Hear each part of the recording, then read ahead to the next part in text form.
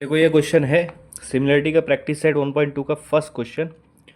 तो first question के अंदर जो पहला क्वेश्चन ये है, identify ray P M is the bisector of angle Q P R. Identify करना है कि रे पी एम जो है वो क्या, ये रे पी एम बाइसेक्टर है एंगल क्यू पी आर के, ये निकालना है। अब बाइसेक्टर वही होता है, इसका मतलब क्या होता है, अगर ये आपकी एंगल है, एंगल का बाइसेक्टर होता है, इसका मतलब कि लाइन जो है, जो बाइसेक्टर है वो एंगल को दो बराबर हिस्सों में कन्वर्ट कर दे रही है, इस ठीक है, सेपरेट कर दे रही है। मान लो एक एंगल है 40 डिग्री का है। तो अगर मैं इसमें रे बाइसेक्टर निकालूंगा तो एक तरफ 20 डिग्री हो जाएंगी, एक तरफ 20 डिग्री हो जाएंगी, इसको बाइसेक्ट बोलते हैं। ठीक है। अब यहाँ पर पूछा है कि रे पीएम क्या बाइसेक्टर है या नहीं है। अब ये कैसे निकालेंगे, यहाँ तो कहीं कुछ एंगल दिया नहीं है, तो इसके लिए यूज़ करना पड़ेगा angle bisector theorem. Angle bisector theorem क्या बोलता है, एंगल बाइसेक्टर थ्योरम बोलता है कि एक ट्राइंगल है, ठीक है, उसमें से बाइसेक्ट निकल रही है, बाइसेक्ट रेज निकल रही है एक, ठीक है, एक रे बाइसेक्ट कर रही है उस ट्राइंगल को। तो इस ट्राइंगल को दो हिस्सों में बांट रही है। देखो, एक ये दो साइड हो गई और ये दो साइड हो गई। तो ये साइड, ये दोनों साइड का अगर हम रेशो निकालेंगे तो रेशो सेम आएगा। अगर रेशो सेम आ रहा है, इसका मतलब ये है कि ये जो आपकी लाइन है, रे है, ये बाइसेक्ट कर रही है, सच में बाइसेक्ट कर रही है, सच में दो हिस्सों में उसको तब्दील कर रही है। लेकिन अगर रेशो सेम नहीं आया, इसका मतलब वो बाइसेक्ट नहीं कर रही है। ठीक है, तो यही पूछा गया है। तो सबसे पहले हम लोग यहाँ पर एंगल बाइसेक्टर ये बोलता है कि रे अगर बाइसेक्ट कर रही है एक ट्राइंगल को दो भाग में, इसका मतलब उनका रेशो सेम आएगा। लेकिन यहाँ पर हमको रेशो चेक करना पड़ेगा, तो हम लोग यहाँ पर यूज़ करेंगे कन्वर्स ऑफ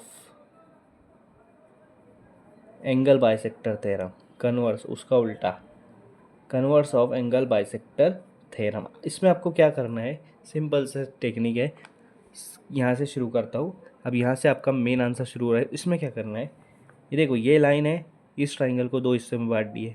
एक साइड हो गया क्यू पी, एक साइड हो गया पी आर। ठीक है, तो क्यू पी मैं अगर पहले ले लेता हूँ तो क्यू पी को ऊपर लिखो, डिवाइड बाय, अब उसके अपोजिट साइड वाला लेना है, उसके उल्टे साइड वाला कौन सा है, पी आर, उसको नीचे ले लेंगे।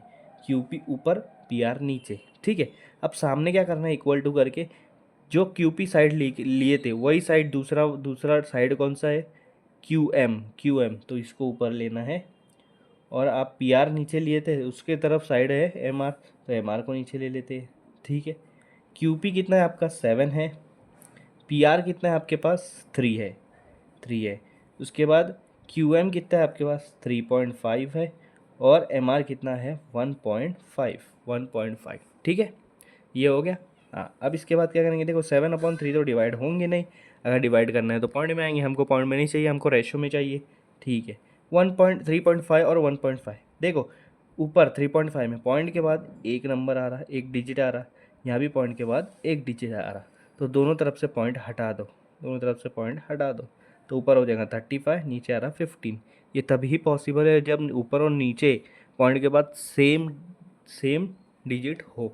ठीक है, अब आप देखो 15 और 35 किसके टेबल में आते हैं, 5 के, 5 3 5 7।